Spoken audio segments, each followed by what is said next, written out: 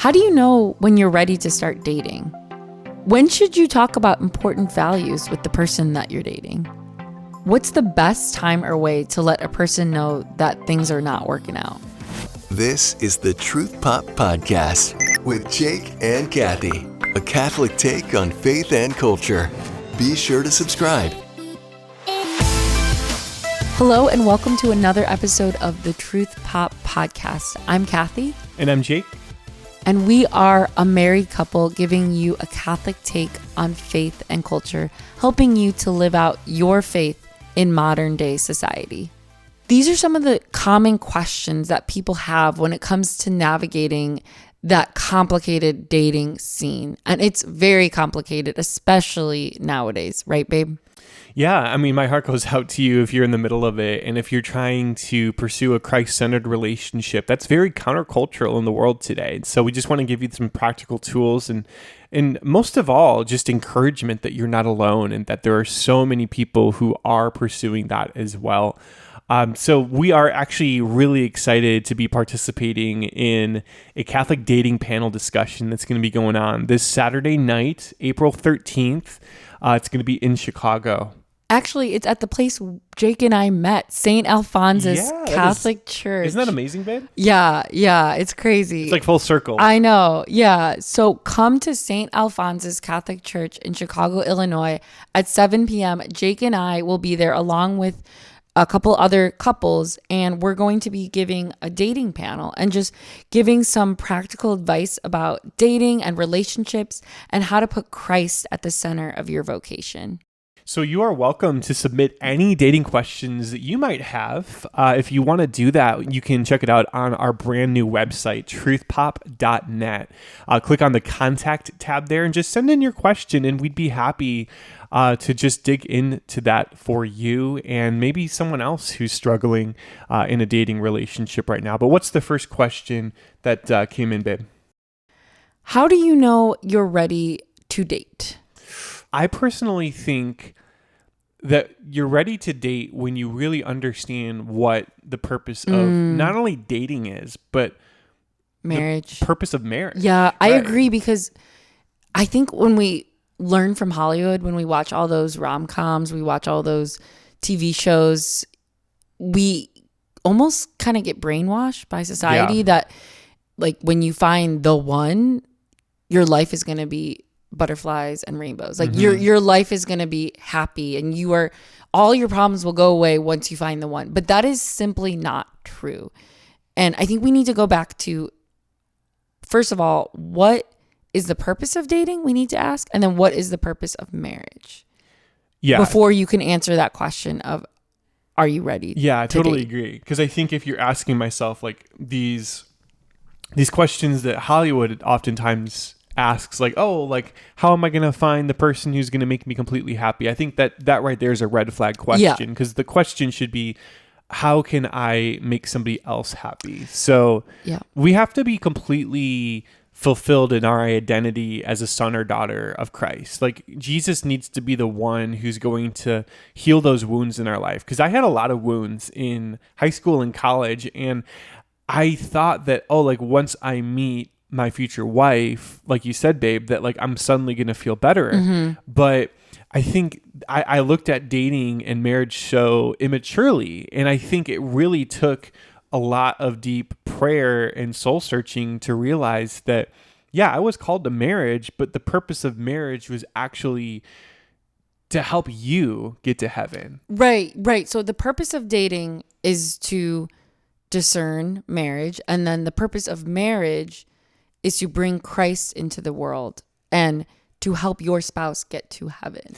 I always say that I have the easier job of getting you to heaven because you're already practically there. But I mean, God was like, you're going to have a hard time with this guy here. But no, honestly, though, that is truly the reason why there is marriage, for the betterment of not only our own personal sanctity, but for the sanctity of the world. And so I think, shortly, as my perspective on marriage started to change, I saw that marriage wasn't just for ourselves, but it was for the world, that we could have a mission-oriented mindset within our marriage and bring Christ to people even beyond our friends and family. So I think that's sort of like really the deep macro level way of looking at dating and marriage. It's not just about making us feel good and feel happy, because sometimes you're not always going to feel good, but that doesn't necessarily mean that marriage doesn't matter. Exactly. And I think a really important thing to do is to look inside of yourself and ask yourself, am I at a place where I can lead a person to a life of virtue, where I can lead a person closer to Christ? Or am I at a place where I'm going to lead a person closer to sin? And if you answer yes to the first question, then yes, you are ready to date. But if you answer yes to the second question, then I think you need to continue to heal first before you can start dating. Yeah, absolutely. So what's the next question that came in? So when is a good time to talk about important values? This is a really good question. I'm glad this came in, because I think oftentimes it can be very uncomfortable for people in a relationship to talk about faith. In some ways, that's unfortunate, because I think that faith needs to be the groundwork for the relationship in general. So yes, it's important to have similar interests. Like, that's all great. It's awesome if your personalities are the same. But most importantly, you need to be on the same page when it comes to faith, values, and morals. So I think as soon as possible, honestly. I don't think that's something that should be just put off for, well, just another future awkward conversation. I think, you really need to lay it out there as soon as possible and just say, hey, like, here are my values. Here's what I believe is important. And I want to know, how do you feel about this? And let that be really a discernment tool for whether the relationship is meant to work out. I agree. And if the person doesn't receive it well, if you say, here's what's important to me, I value my faith, and that may incorporate other aspects of my life. For example, if you want to say that you are saving yourself for marriage, if you want to say that you go to mass every Sunday, a person may not receive that well, but that's good, because then that person isn't worth pursuing. Yeah. But if the person does receive it well, then they may be worth continuing to date. So I agree that it's really important to start addressing those topics as soon as possible, not in an awkward way where it's like it's your first date and all of a sudden you just shout out like, hey, I'm saving myself for marriage, by the way. But awkward dinner conversation. Present it in a way that's very personal. Say, I want to talk about something that's important to me. Yeah, so I think being real with not only the person you're dating, but being real with yourself. So if you're in a time right now where you are single, I think this is a perfect time to ask God, like, God, what are those convictions in my life that are serious deal breakers? And going to mass on Sunday, saving yourself for marriage, I would say these are absolutely deal breakers in a relationship. Like, these are not things that you can really compromise on as a Catholic. So we need to pursue excellence in virtue. So when you know what are your values that cannot be compromised upon, and when you have it written down, then you're already armed with that knowledge of like, okay, this is important to me, and I'm not going to be swayed based off of, whether or not I find this person really attractive. Well, maybe I'm willing to compromise on a few things.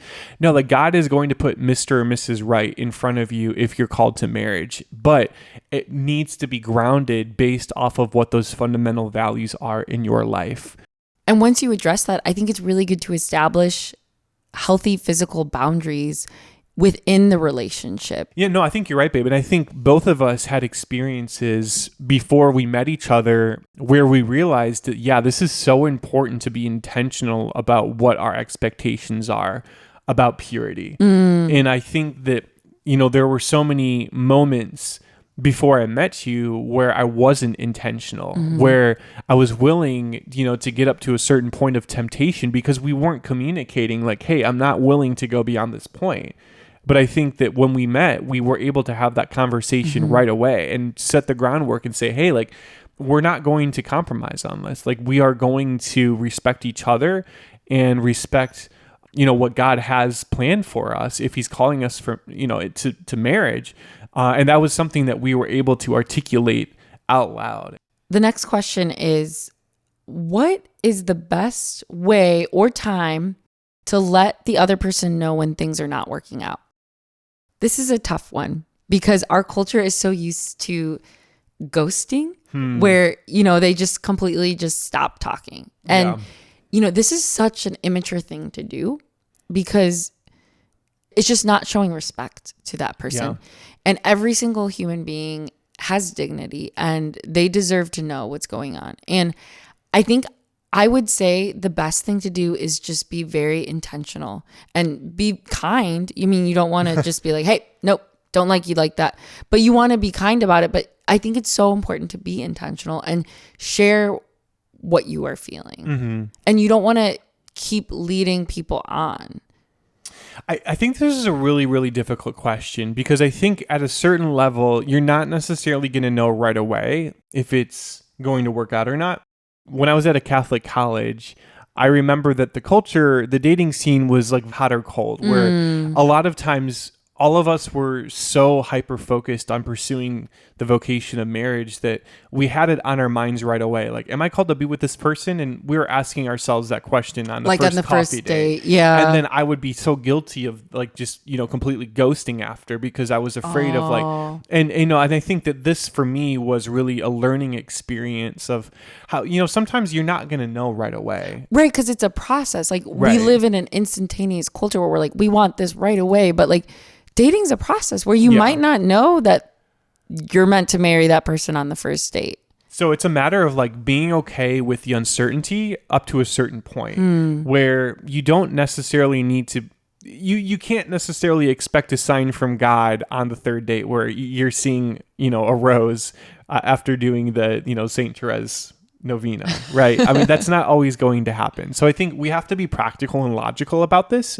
And I would also just say that I think what's more important over necessarily looking for that instantaneous attraction or that spark, it's more important, again, to ask yourself, do I recognize that there's a level of friendship, a level of camaraderie where I feel like I can have good conversation with this person. And I do feel that they are very virtuous. And I do see that they're emulating the love of Jesus in their life. And I think if you see signs of Christian virtue, and if you see that there's at least a little bit of possibility that it could be a relationship, then just keep giving it a try. And keep asking God to show you. And I think that's where daily prayer is really important, especially if you're discerning a vocation, to really spend time in front of the Blessed Sacrament and pray and ask Jesus to really guide your mind and guide your heart so that he's the one who's helping you to discern this rather than your own fears,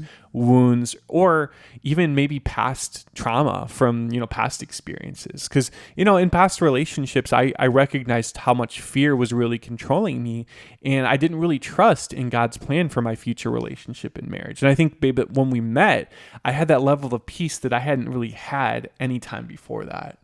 The next question is, what is the best way to ask a person out? And I would say, I'm very traditional and I prefer when the man leads. Like, Jake, you are the one that initiated. You are the one that made the first move. And I really appreciated that.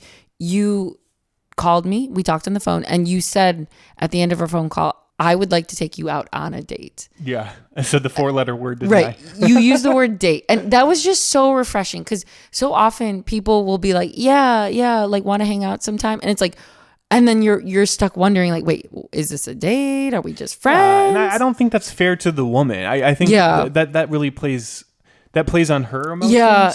Jason Everett said this, that guys have to be willing to go to the cross. So guys have to be willing to get rejected and to just say that, like call a spade, essentially. So I think that's a good approach. I think if a guy wants to ask a girl out on a date, just say it. And I don't know why we're so afraid of just going on a date. And I think maybe, again, that goes back to my point earlier that in Catholic culture, a date is looked at as some hyper intensive source of like vocational discernment, but it doesn't necessarily have to be. Yeah, a first date is a first date. Like that's all it is. It's not a marriage proposal. Yeah, so maybe if we take the pressure off of ourselves and be like, hey, I'd like to just take you out have a great evening, good conversation. I think that's great. And I think it just takes that pressure away from the woman to have to second guess. I think another really important thing is I really think the guy should plan the date. I don't know. Yeah. If he's the one asking her out, I think he should plan it. And I think he should make it fun. And like, you know, he doesn't need to go all out. Like I know like first dates, it can be really intense when you have like a dinner date and like you're discussing and like you're just getting to know the person, and that might be really intense. So it might be fun to do like an activity. I know you might disagree with me, babe, because you don't really like activities. Well, forced fun. Yeah. If forced fun is like a dinner and a movie, then yeah. Well, I think like going like bowling or like mini golf or something fun where you don't have to like just intensely talk for the whole time. Yeah, no, I know good. what you're saying about that. I think that there's something to be said, especially for a first date where you're still getting to know each other. And in some ways, maybe a movie isn't always the best first date thing to do. I know we went on a movie for a second date. I also do think that, like, you know, if a guy wants to hold the door open on a first date, I would encourage that. I would really encourage chivalry. That's what you did for me, and I loved it. Like you opened the door for me getting into the car, and I'm like, wow, like I feel like a lady. And I felt so respected. And I think women really do appreciate that when they see that. Well, see, that's the thing. Like in past relationships, like girls did not like that. And a red flag can sometimes be walls up. And I know like we're in such a confused world right now when it comes to role of a man, role of a woman. I totally get it. There's no judgment at all. But at the same time, like I think if a guy is really being intentional, it can be very hurtful to the guy then if that's not appreciated. So the last question we have for you is, how can you put Christ into the dating process? I think prayer, again, is so important. I think that if you're not praying as a couple, then a lot of times Satan can really come in and cause conflict or division or start a lot of extra confusion that doesn't need to be there. So with that said, I would encourage the couple to go to mass together whenever possible. You know, try to go to Sunday mass if that's at all feasible. I think going to adoration and just praying in front of the Blessed Sacrament, praying in front of Jesus, will really put Jesus at the center. And Cathy and I really did that as much as possible. I would say we had our favorite adoration chapel that we'd go to, and that was the source, I think, that really helped us to discern our vocation together. And I think as much as possible, just pray together. If you can't go to an adoration chapel, if you can't go to mass together, just, you know, praying before meals together, reading scripture together, just talking about faith and asking each other questions. I think that's really important because it'll help you to get a sense of where the other person's at in their faith life. But more importantly, it'll be a reminder that when we fall in love with Jesus, we fall in love with the other person as well. So the more you love Jesus, the more you love your girlfriend or boyfriend, or one day your spouse. So there are a lot more questions that we are going to address at the event this weekend. And these are just a few of the questions. So if you want to come, hang out, have a great time, meet other young adult Catholics with similar values, please come to St. Alphonsus this Saturday. We'll see you there. This is the Truth Pop Podcast. Fill your faith.